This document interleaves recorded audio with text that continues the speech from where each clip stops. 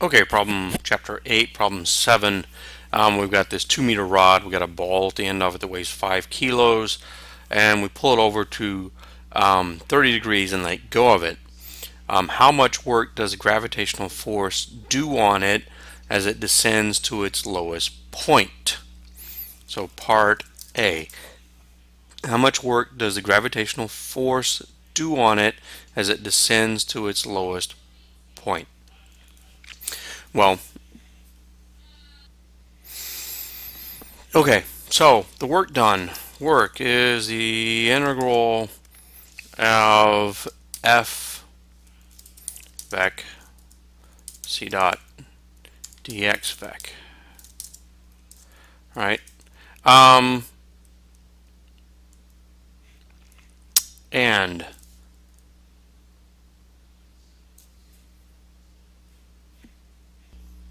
okay, so I may be making this harder than the book intends, but this is how I think about the problem.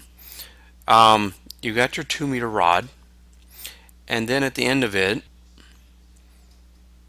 there is the gravitational force that's straight down, which has a component this way and a component that way. This component is weight, whatever the weight is, times cosine of theta.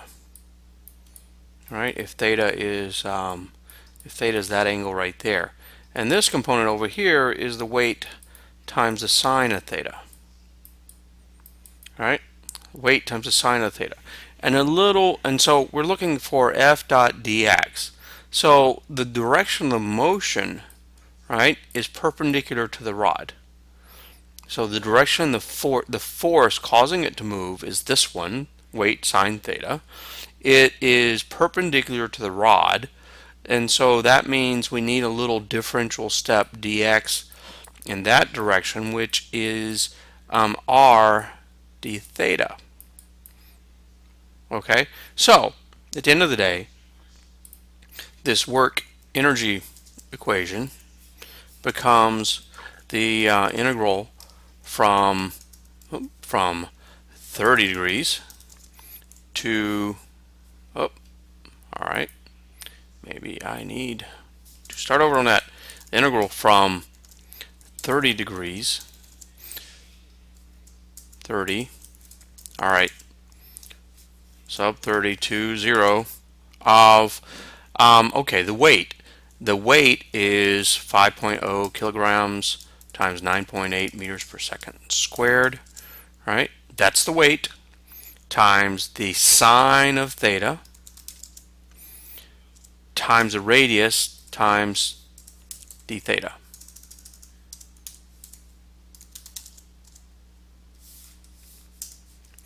Okay, so pulling some of this out, this is 5 times 98 is 49 newtons times the int of from 30 to 0.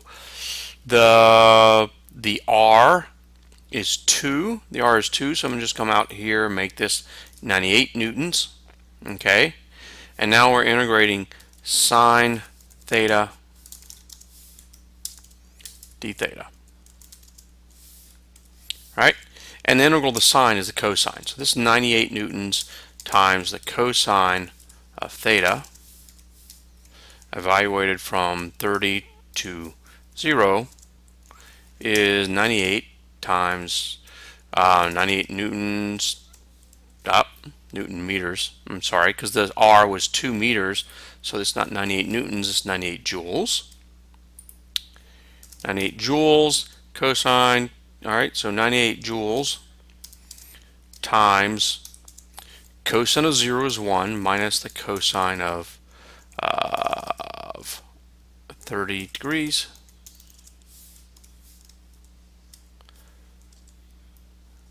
Right?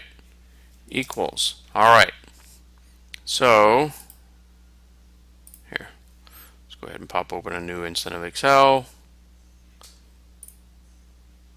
Okay, so we've got 98 times 1 minus the cosine. Have to convert to radians for Excel.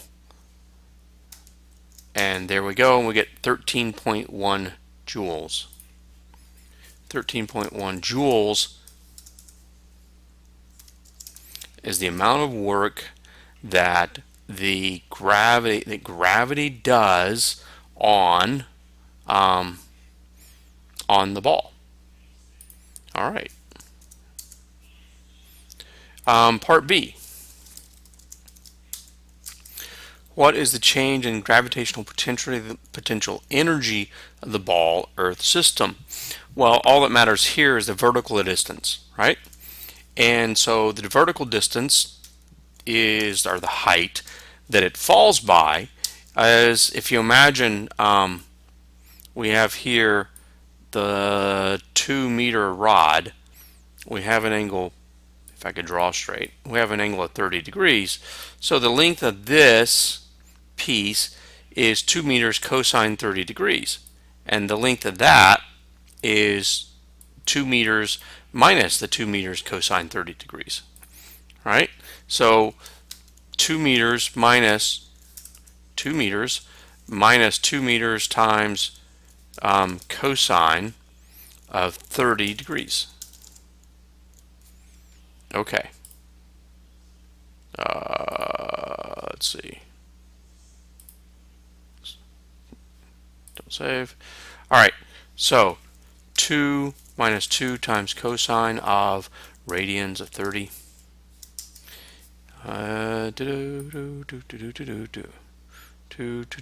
Okay. So that is the length, 0.267, right? 0.267. Okay, meters. That's the height. Okay, now this height that it goes through is actually, because it descends, I'm going to put negatives in to indicate that it has descended, and so minus. Okay, and now the change in potential energy is going to be mgh, where h is the height it goes through, m is the mass, so this is 5 kilograms times 9.8 meters per second squared, right, times minus 0.267 meters equals. Okay, so back over to Excel, we need that equals minus that times 9.8 times 5, and we get minus 13.1 joules. 13.1 joules. Okay. Part C. If the gravitational potential energy. Okay, let me read what it actually says in the book since I mistyped that. Problem 7.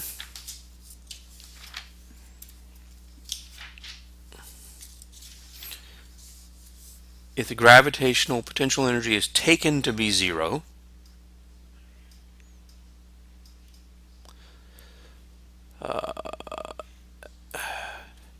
taken to be 0 at the lowest point, what is the value just as the ball is released?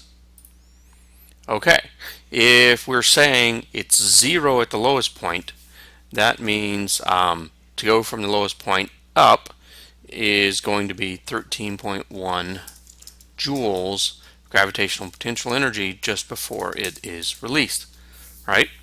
If the fall going down is minus 13, and then that means going up is 13. More formally, if we have delta U, right? Delta U equals U final minus U initial, and we know that if we know that delta U is minus 13.1, and we know that based on them saying, hey, where we started at U initial is, U final is 0, that means we started out with a potential of energy given by minus UI equals minus 13.1 joules. So U initial up where the ball started was 13.1 joules. Okay, part D. Do the magnitudes decrease or remain the same if the angle theta is increased? So think about it simply. What happens if we increase the angle theta? If we increase the angle theta, that means the total height we're going to go through goes up, right? That means total height we're going to go through goes up. And that means the work done by gravity goes up. That means the change in potential energy here goes down. That means the potential energy we started with goes up. All right, so since the height h depends on theta, increasing theta increases h and increases the magnitude of all the answers. And after one misspelling correction, okay, and that's it for problem 7.